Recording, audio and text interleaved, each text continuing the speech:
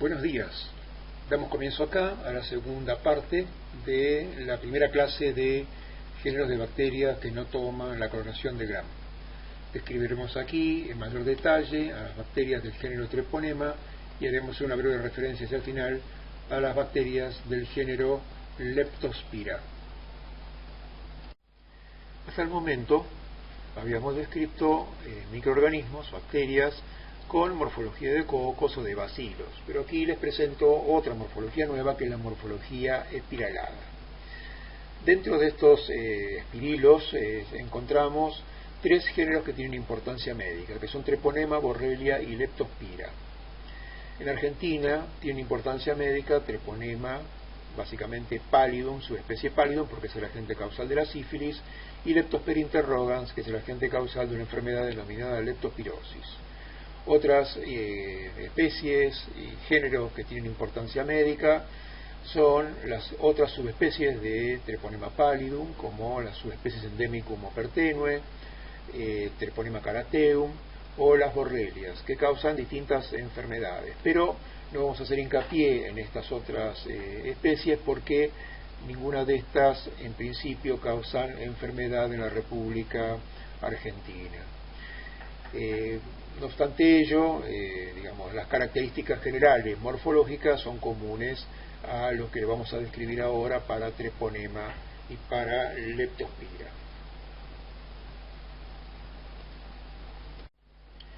Treponema pallidum es una bacteria sumamente delgada.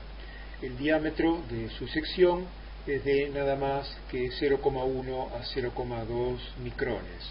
Si sumamos a esto que la pared de peptidoglicano también es bastante fina, estas bacterias no toman la tinción de Gram, es decir, no pueden ser vistas por microscopía óptica por tinción de Gram. Para poder ser observadas al microscopio deben utilizarse otras metodologías de tinción. Una posibilidad es la impregnación argéntica, mediante la cual ustedes depositan material inerte sobre la superficie de la bacteria y de esta forma aumentan su espesor para poder verla entonces así al microscopio. Otra manera de poder verla es tratarla con un anticuerpo dirigido contra antígenos específicos de Treponema marcados con fluoresceína. De esta manera, por microscopía de fluorescencia, pueden ser observados. Otra manera de observar a los treponemas es por microscopía de contraste de fase, pero en realidad esto que ustedes están viendo aquí, es una suerte de truco, porque esto es una fotografía tomada con alta velocidad. Si los treponemas están vivos, están en constante movimiento, y este es sumamente rápido.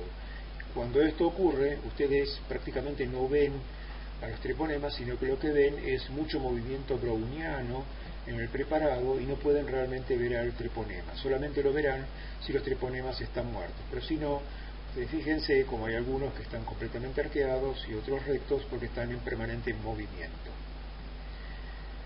En cuanto al metabolismo de estas bacterias, digamos que son aerobias estrictas, es decir, necesitan oxígeno para su crecimiento. Se replican muy lentamente. El tiempo medio de generación está entre los 30 y 33 horas, lo cual puede explicar un poco el largo periodo de incubación que tiene la enfermedad desde el momento que la bacteria ingresa al huésped hasta que se declara el signo primario, que es el chancro de inoculación.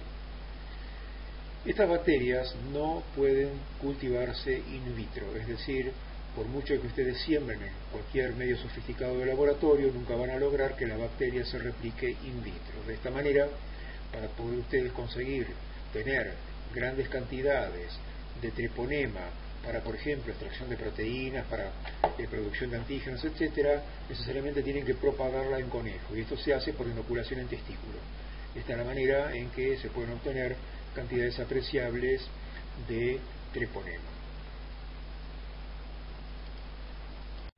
La gran movilidad de los treponemas se debe a la presencia de flagelos.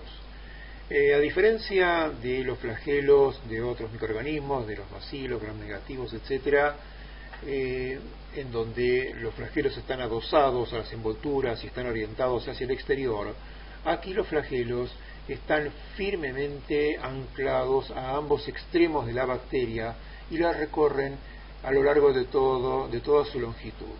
Estos flagelos, que son 3, están firmemente adosados al soma bacteriano. La contracción y la elongación de estos flagelos son los que le dan a la bacteria un movimiento a través del cual se arquean hacia un lado y al otro, dándoles movilidad, a la vez que le permiten un movimiento de traslación por rotación sobre su eje mayor, en forma de tirabuzón. Las bacterias del género Treponema tienen envolturas particulares que no son compartidas por otros géneros bacterianos. En este esquema, que está aquí abajo a la derecha, vemos, si avanzamos desde el citoplasma hacia afuera, que primero tenemos una membrana citoplásmica, como tiene cualquier bacteria. Esta membrana citoplásmica es rica en proteínas, y esas proteínas, como en todas las bacterias, juegan un rol fundamental en los ciclos bioenergéticos y biosintéticos de la bacteria. Por fuera tenemos un periplasto mucopeptídico, es una suerte de gel glucoproteico que tiene mucho contenido acuoso, en donde está nadando, por así decir, la pared celular del peptidoglicano, que es muy fina.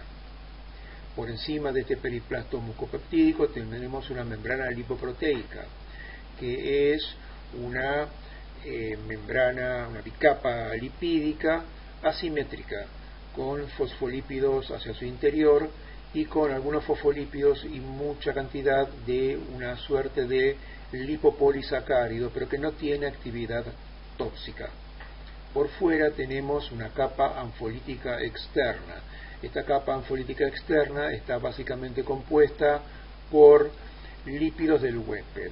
La gran mayoría de estos lípidos son capturados a través de el daño de tejido que se está produciendo por acción del microorganismo, su presencia y la misma respuesta inflamatoria que el huésped genera contra sí mismo.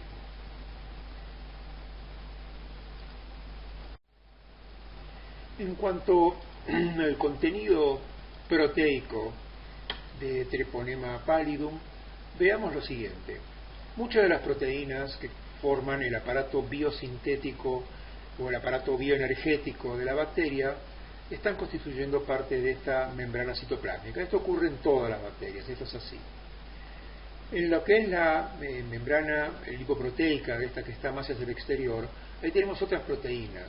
Algunas de ellas son antigénicas y el huésped no las reconoce como propias, obviamente, y monta una respuesta inmune. Algunas de estas proteínas no son propias de Treponema pallidum subespecie pallidum, por lo tanto, así como se encuentran en Treponema pallidum, también se encuentran en otros treponemas que pueden formar parte, o sea, treponemas que no son pallidum, como Treponema denticula, por ejemplo, que pueden ser parte de la microbiota normal del hombre. Otras proteínas que están en mucha menor cantidad, como la TP0751 o la TPP17, cumplen una funcionalidad, funcionan como adhesinas. En este caso, la TP0751 o palilicina, se sabe, por ejemplo, que brinda adherencia a la laminina. La TP0155 y la TP0483 proporcionan adherencia a fibronectina. Lo que pasa es que estas proteínas, primero, están en muy poca cantidad, y por otro lado, otro problema que hay para las defensas del huésped es que estas proteínas sufren el fenómeno de variación antigénica. De esta manera, sufrir el fenómeno de variación antigénica, cuando el huésped puede montar una respuesta contra este microorganismo, estas proteínas cambian su estructura antigénica y ya se vuelven irreconocibles para el huésped. De esta manera, esto un poco explica por qué, aún a pesar de todo el conocimiento que se tiene, no ha podido desarrollarse una vacuna contra este microorganismo. En cuanto a la funcionalidad, digamos que estas proteínas que funcionan como adhesinas reconocen la laminina, por ejemplo, como la TP0751, u otras proteínas que reconocen la fibronectina. La ubicación de estas proteínas generalmente se da en los extremos distales de la bacteria. No es que están a lo largo de toda la bacteria, sino que aparecen en los extremos distales. Si sumamos ahora todas las características que hemos descrito de treponema, y especialmente de treponema pallidum, y tratamos de entender por qué esta bacteria causa enfermedad al hombre, vamos a encontrarnos con lo siguiente. Por un lado, es una bacteria que tiene una muy alta motilidad, lo que permite no solo la invasión de tejidos contiguos, sino además escapar del tejido enfermo y pasar a la circulación. De hecho, la enfermedad que esta bacteria causa, la sífilis, es una enfermedad que desde el principio es sistémica, es decir, muy pronto, en los principios de la enfermedad, esta bacteria circula por todo el organismo. Esta bacteria tiene una molécula que es muy semejante al lipopolisacárido de los gram negativos, pero sin embargo no tiene actividad endotóxica, es decir, no puede, esta molécula no participa en la patogénesis de la enfermedad. También sabemos que esta bacteria es incapaz de producir exotoxinas, no tiene exotoxinas directamente, ni otros exoproductos relevantes que puedan causar daño. El único exoproducto descrito que pudiera estar asociado a la virulencia es la hialuronidasa, pero todavía no hay pruebas concluyentes de que este sea un factor realmente relevante para el daño de tejido.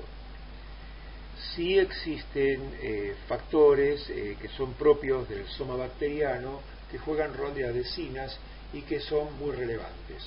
Algunas proteínas, como la TP0155 o la TP0483, participan de la unión a fibronectina. ¿Qué es lo que ocurre?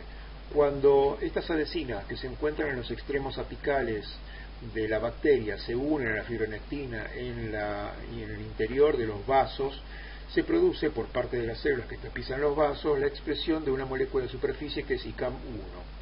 ICAM1 es el ligando para un receptor que es el CD43 que se encuentra en los monocitos.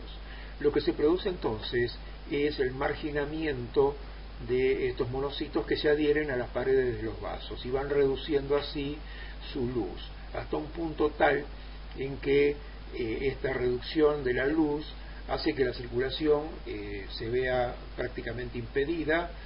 Esto lo que produce es un fenómeno de isquemia localizada, y esto hace que esto, sumado a la extravasación de otros productos que se encuentran en el plasma, más la secreción de citoquinas proinflamatorias por parte de las células que tapizan la luz vascular, se está produciendo un fenómeno que se denomina la endoarteritis obliterativa, que prácticamente se encuentra y explica todas las lesiones histopatológicas que podemos ver en la sífilis. De esta manera entonces, por lo que estamos viendo, mucho de lo que constituye la enfermedad y mucho de lo que causa el microorganismo no es en sí el daño en sí mismo, sino es la evasión de los mecanismos de la inmunidad tanto innata como adaptativa, básicamente por un enmascaramiento que la bacteria hace con fosfolípidos del huésped y con proteínas también del huésped. Durante la enfermedad, durante la infección, durante la sífilis, el huésped reacciona contra proteínas del huésped y genera anticuerpos contra proteínas de la superficie, pero como dije antes, algunas de estas proteínas, algunas se encuentran en muy poca cantidad, otras se encuentran inalcanzables porque están en la profundidad por debajo de la capa anfolítica, y encima otras proteínas son capaces de realizar el fenómeno de variación antigénica, con lo cual la respuesta inmune es incapaz de eliminar al microorganismo. De esta manera entonces, lo que uno puede ver es que mucho del daño que se está produciendo en el huésped no es efecto directo de la bacteria, sino es un efecto indirecto, y quien está promoviendo el daño básicamente es el huésped a sí mismo.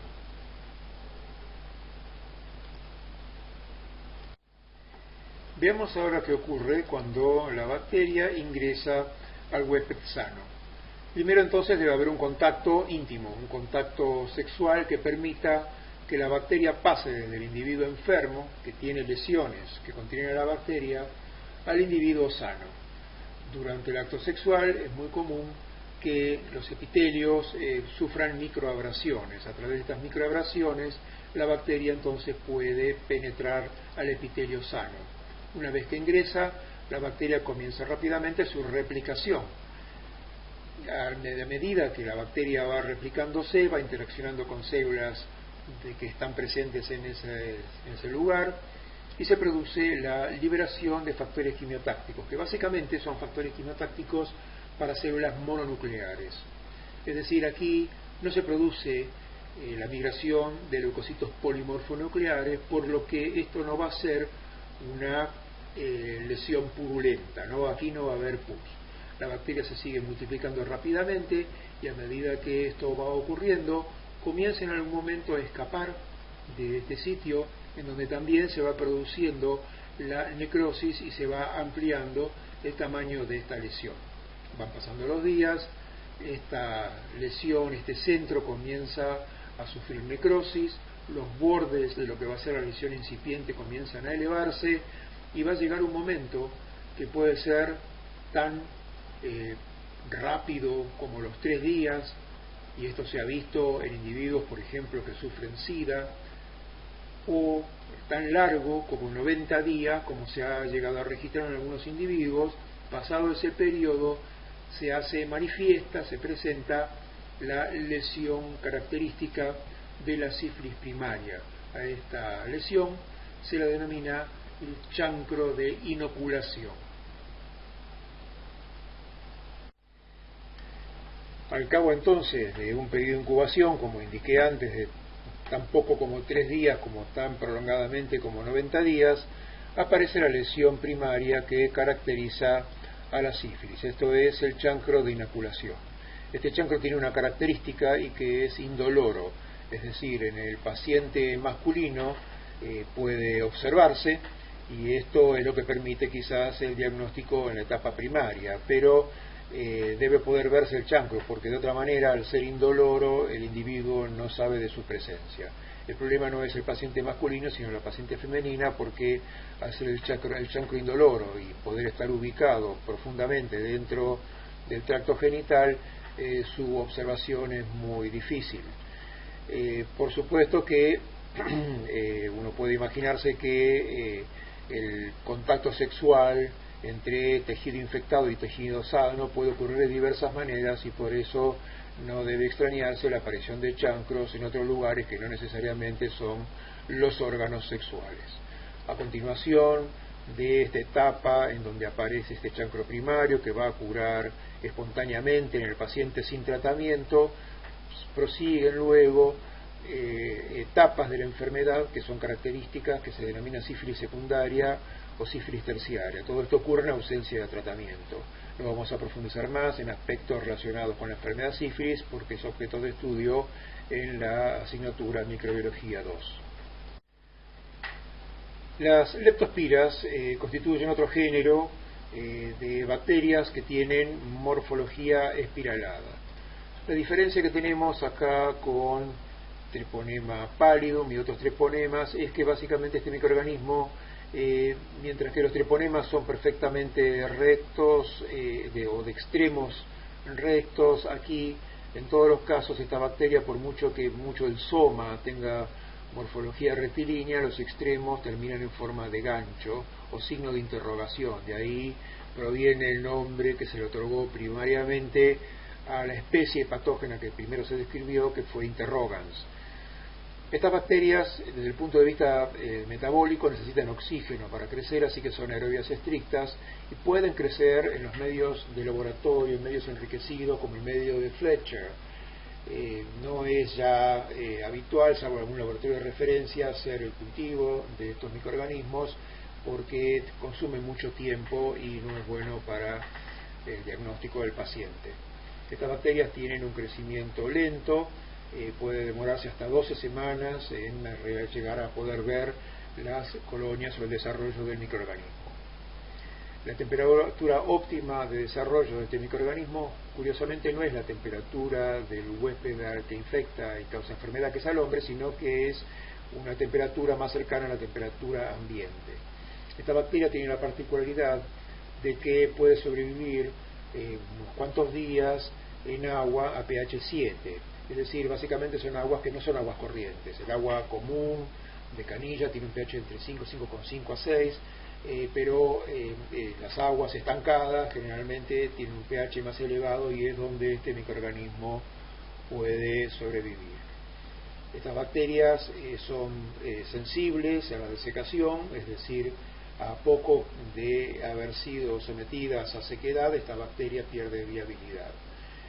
Por sus estructuras, estas bacterias son sensibles a la mayoría de los desinfectantes. De esta especie todo el tiempo se está avanzando, de estos géneros, el género Leptospirosis está avanzando y de las especies también, porque se están haciendo descripciones acabadas, ahora que se tienen las secuencias de genoma completo de estas bacterias, y se conocían hasta hace poco tiempo 12 especies con 7 especies distintas. Estas especies y estas genomoespecies causan enfermedades de diversa gravedad.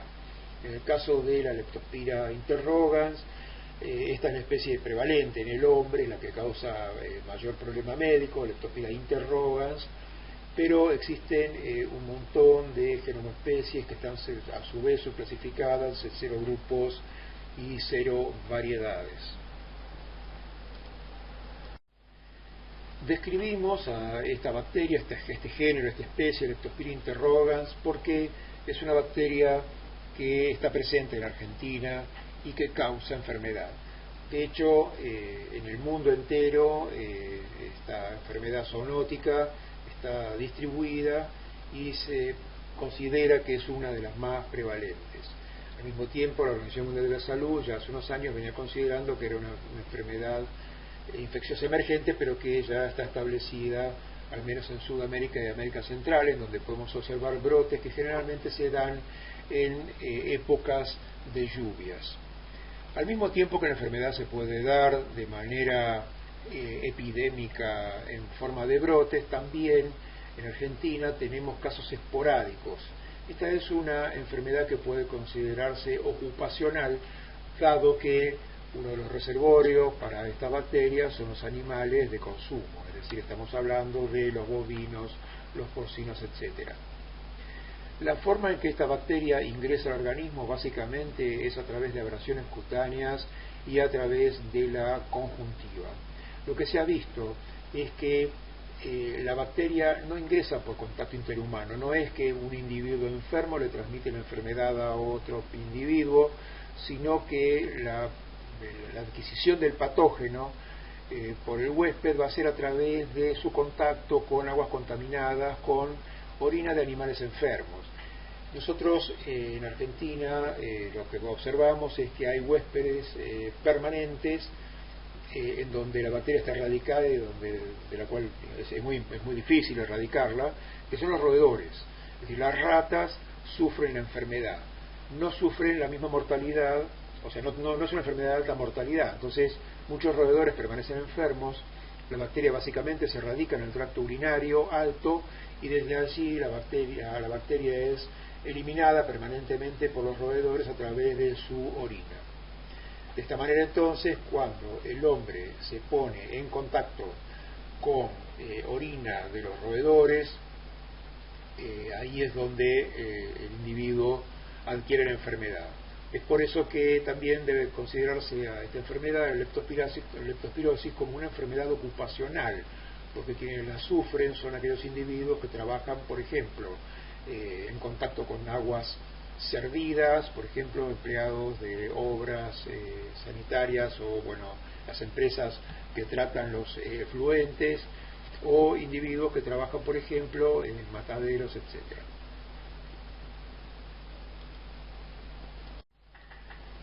Para terminar con la descripción de la importancia médica de la Leptospira interrogans y de la enfermedad que causa la leptospirosis, digamos que esta enfermedad se da en 2 fases.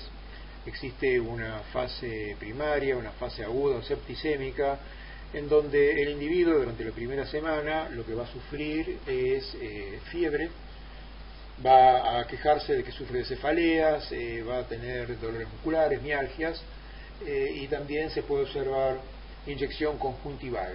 Es muy posible que en esta primera etapa de la enfermedad se pueda llegar a confundir con un síndrome gripal. salvo que se esté en medio de la epidemia, en cuyo caso toda la aparición de toda esta sintomatología y signos puede llevar a pensar de entrada que se trata de leptospirosis. Normalmente, si no se está en el medio de la epidemia, entonces puede llegar a confundirse el inicio de una leptospirosis con un síndrome gripal. Posteriormente, ya para la segunda semana, se entra en una segunda fase.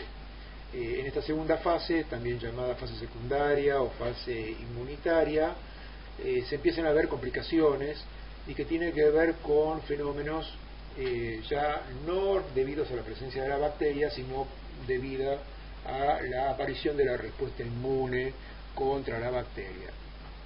Así que en principio lo que se puede llegar a ver en esta fase es fenómenos vasculares, o sea, se puede ver vasculitis, donde por histopatología se pueden demostrar la presencia de infiltrados inflamatorios, hay daño epitelial. No se sabe muy bien el mecanismo, pero el depósito de inmunocomplejo podría estar relacionado. El problema es que no solamente están sufriendo la microvasculatura cutánea, sino la microvasculatura de los órganos profundos, y por eso existen otros dos órganos que están fuertemente afectados, como el hígado y los riñones, y por eso el problema acá con estos individuos es que en los casos más graves de la enfermedad se puede producir una nefropatía severa que puede llevar al individuo a la muerte. También la afección hepática hace que estos individuos sufran problemas hepáticos que se traducen, o sea, pueden ser observados como ictericia. En estos casos, en la parte inicial de la enfermedad, la bacteria puede ser encontrada en sangre, y más adelante en la enfermedad ya no la vamos a encontrar en sangre, pero la bacteria la vamos a encontrar en orina. Si esta enfermedad no es tratada adecuadamente, existe una cierta mortalidad. Damos aquí por terminada la clase del día de hoy. Muchas gracias. Aquí les dejo la bibliografía de respaldo, además del texto que le hemos suministrado y que está a su vez subido a la página web del Departamento de Microbiología. Muchas gracias.